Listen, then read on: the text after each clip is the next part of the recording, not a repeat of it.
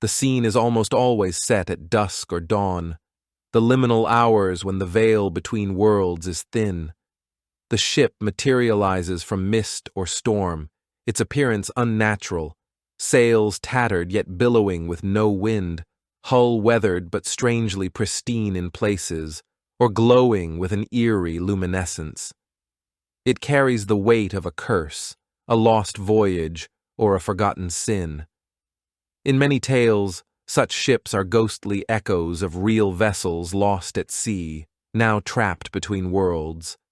They might be crewed by the dead, by spectral figures, or, more chillingly, be completely empty, as if the sea itself spat them back. The absence of living sailors amplifies the uncanny feeling. Who steered the ship to shore? Why has it returned? The survivor's role. If there is a survivor, like Captain Elias, they serve as both witness and warning. Their presence confirms the ship's malevolence or tragic past, but their fragmented testimony, delirious whispers, half-mad ramblings, only deepens the mystery. They might bear a physical token of the horror, a cursed coin, a logbook written in blood, or, as in this story, a golden compass that should not exist. The survivor's warning, "Burn it," is a classic motif, echoing stories like The Flying Dutchman or the Mary Celeste. It implies that the ship is not just haunted, it is infectious. To engage with it is to invite the same doom upon oneself. The protagonist's call to adventure. This scene also functions as the call to adventure in the hero's journey. A curious outsider, often young, restless, or grieving, defies the village's fear and approaches the ship. Their motivation varies: greed, treasure, redemption, a lost loved one, or sheer, reckless wonder. In The Ship That Sailed into Myth, Lyra's theft of the compass mirrors the folly of Pandora or Bluebeard's wife. She cannot resist peeking into the forbidden. The moment the ship reacts to her presence, sails snapping taut, ropes slithering like snakes, confirms its supernatural nature. It is not a mere wreck. It is alive with purpose, and now it has chosen its next victim, or champion. Foreshadowing and legacy. The ship's arrival is never random. It ties into deeper lore: a siren's bargain, a captain's mutiny, a god's punishment. Often the ship's name, Eidolon meaning phantom in Greek, hints at its true nature. It is a mirror, a test, or a key. The villager's fear suggests this has happened before and will happen again. By the scene's end, the audience knows. This ship is not just a setting. It is a character, a trap, and a gateway. And the story has only just begun. Comparisons. The Flying Dutchman. Folklore. A ghost ship doomed to never make port. The Rime of the Ancient Mariner. Coleridge. A cursed sailor brings a warning. Davy Jones's Locker. Pirates of the Caribbean. A ship that collects the damned. When the captain delivers his warning, he is no longer just a man. He becomes a vessel for something older and far more dangerous. His words carry the weight of first-hand experience, but they also echo with the voices of all those who came before him and failed to escape the same fate.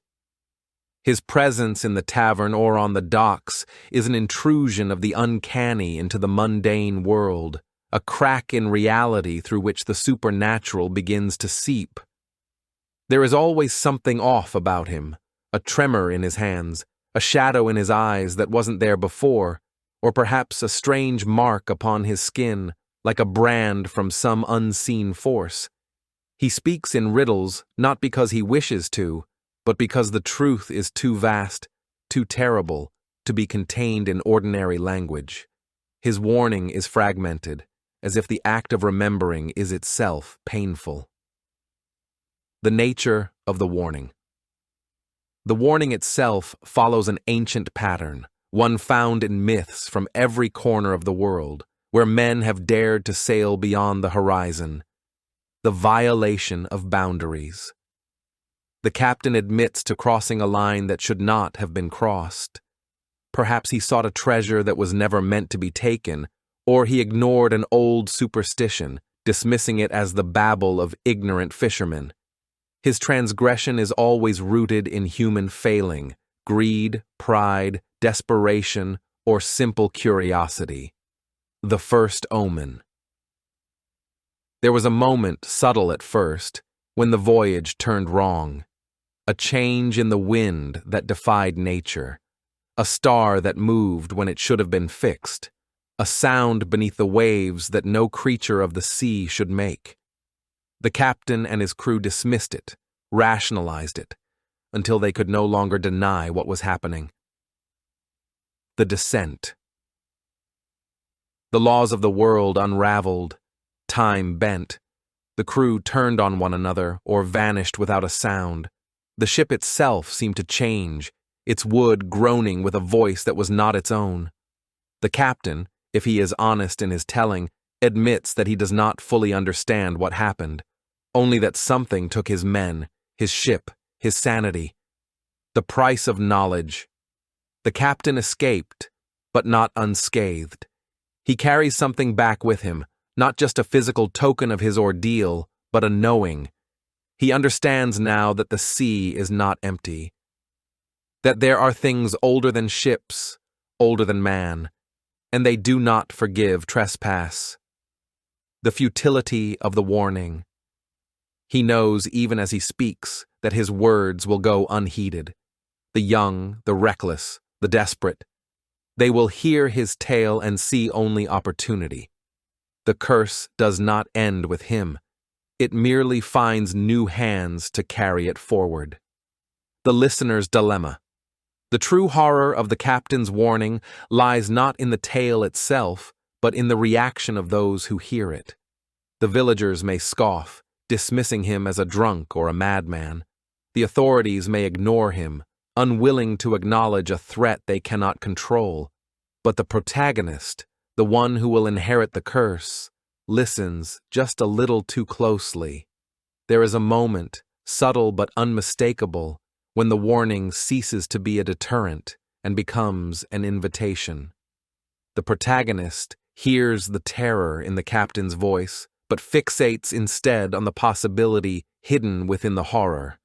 A lost treasure, a missing loved one, a chance to prove oneself against the unknown. The warning was never meant to save them. It was meant to test them. The legacy of the doomed. Once the warning is given, the captain's role is complete. Some versions of the tale allow him to fade away, a broken man who will never again know peace. Others are crueler. He dies abruptly, his last words unfinished, or he vanishes in the night, leaving behind only a cold spot where he once stood. In the most tragic iterations, he lives just long enough to see the protagonist make the same mistakes, his despair a final punctuation to his tale. Echoes in the deep. This archetype resonates across cultures and genres because it speaks to a fundamental truth. There are some lines that, once crossed, cannot be uncrossed. The captain is both victim and prophet, a man who has seen the abyss and returned, but not whole, never whole. His warning is a ghost itself, lingering in the air long after he is gone, waiting for the next foolhardy soul to heed it, or to ignore it at their peril. The moment when the protagonist, driven by curiosity, desperation, or ambition, chooses to ignore all warnings and step into the unknown is one of the most pivotal in storytelling. It is the point of no return, the spark that ignites the narrative's descent into wonder and terror. This is not mere recklessness. It is the collision of human yearning with forces beyond comprehension. The allure of the forbidden. Every great tale of adventure and horror hinges on temptation. The protagonist, whether a daring rogue like Lyra, a grieving soul searching for answers, or an ambitious scholar chasing forbidden knowledge, stands at the threshold of the ordinary world and feels the pull of something more. The warning was clear. the dangers spelled out in blood and shadow, and yet there is always a reason they cannot turn away. The treasure that calls, gold, relics, power, something glitters just out of reach, promising to change their life. The ghost of the past, a missing loved one, a debt unpaid, a legacy they must reclaim. The hunger to know. Some minds cannot abide mysteries. They must see, must touch, must understand, even if it destroys them. The cursed object, whether it's the golden compass, a blackened grimoire, or a map written in human skin, does not merely lie there. It whispers. It shows the protagonist exactly what they most desire, making the risk seem worth the price. The illusion of control. What makes this moment so compelling is the protagonist's arrogance, or perhaps their humanity. They believe, against all evidence, that they will be different, that they can outwit the curse, cheat the monster, steal the treasure, and escape unscathed. This is the great lie at the heart of every dark fairy tale and epic tragedy. The belief that rules do not apply to them. The captain perished, the crew vanished, the legends spoke of doom, but surely this time, fate can be bent. And so, with trembling hands or defiant swagger, they take the artifact. They step onto the ghost ship. They read the incantation aloud. The trap snaps shut. The ship, or dungeon, or crypt, awakens. The moment the protagonist claims the bait, the world shifts. The derelict ship that seemed dead groans back to life, its sails billowing with unfelt wind. The dungeon's walls begin to bleed. The artifact grows warm in their grip, pulsing like a living thing. This is the first true taste of horror, the realization that the danger was never passive. It was waiting, watching. And now that it has been invited in, the game begins in earnest. The Isle of Lost Souls is never just an island. It is a reflection, a place shaped by sorrow, regret, and the echoes of those who have perished there. Its geography defies logic. Shipwrecks float in the sky, suspended like flies in amber, their crews still screaming silently within. The trees whisper in voices you almost recognize, their leaves rustling with half-remembered conversations. The tides move backward, and the stars above do not match any known constellation. Time here is fractured.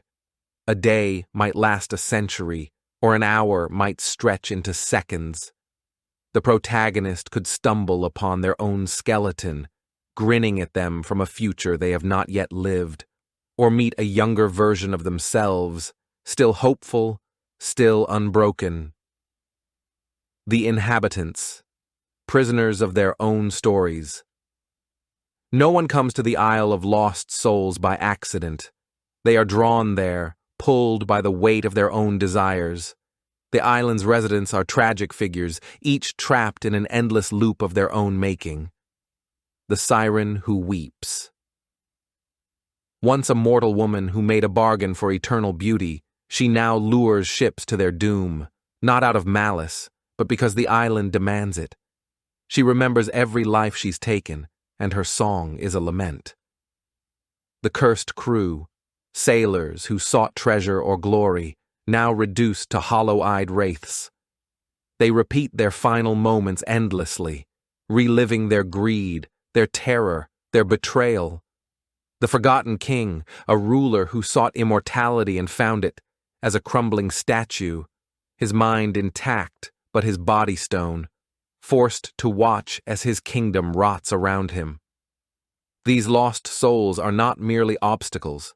They are warnings. Each one is a possible future for the protagonist, should they fail to escape the island's grasp.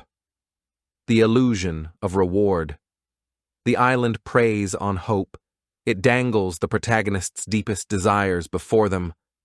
A lost love, a chance at redemption, infinite wealth, only to twist those dreams into horrors.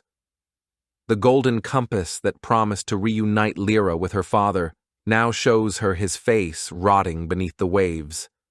The treasure chest spills not with coins, but with teeth. This is the island's cruelest trick. It makes the protagonist complicit in their own undoing.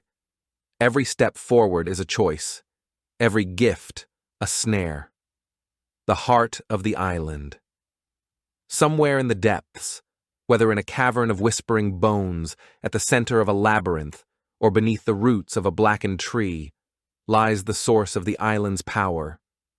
It might be a sleeping god bound in chains of forgotten metal, a mirror that shows not reflections, but the truth of the soul, a well of darkness where all the regrets of the drowned are kept. To reach it is to confront the central question of the story. What are you willing to sacrifice to escape, or transformation? Few leave the Isle of Lost Souls unchanged. Those who survive do so by letting go of what they came for, accepting that some things are lost forever. Outsmarting the island, turning its own rules against it, though this often comes with a price. Becoming part of its legend, weaving themselves into the island's tapestry of tragedy. And sometimes, the island does not let them leave at all. Why this story endures. The Isle of Lost Souls is a metaphor for the past we cannot outrun, the grief that shapes us, the choices that define us. It is a place where every visitor must answer the same terrible question. What will you become when the world forgets your name? The moment arrives when the protagonist stands before the devourer, an ancient, unfathomable entity that has haunted the story like a shadow given form. This is not a battle in the traditional sense. It is a reckoning, a trial of the soul, as much as of strength or cunning. The devourer does not merely kill, it consumes, corrupts, and transforms. To face it is to stare into the abyss and answer its terrible question. What are you when all else is stripped away? The nature of the devourer. The devourer is more than a monster. It is a force of existential hunger, a manifestation of some fundamental void. It takes different shapes across stories, but its essence remains the same. A god of absence. It thrives on what is lost, forgotten memories, abandoned dreams, the names of the dead. A mirror of the self. It reflects the protagonist's deepest fears, their hidden shames, their unspoken desires. An inevitability. It cannot be truly killed, only delayed, bargained with, or outwitted. Its lair is a place outside the natural order, a cavern of living shadow, a throne room built from the wreckage of countless souls, or a void where time and space unravel. The bargain. The devourer does not attack immediately, it offers. It speaks in a voice that is both alien and intimately familiar, promising exactly what the protagonist most desires. Give me the compass, and your father will live again. Bow, and I will make you a king. Run, and I will let you forget. This is the true test. The devourer does not want mere submission, it wants complicity. It asks the protagonist to willingly surrender some essential part of themselves, their hope, their love, their name, and in doing so, become another of its hollowed-out worshippers. The turning point. The protagonist's response defines the story's climax. There are three paths. The sacrifice. They give the devourer what it asks, but not in the way it expects. They offer not their fear, but their defiance, not their submission, but their courage.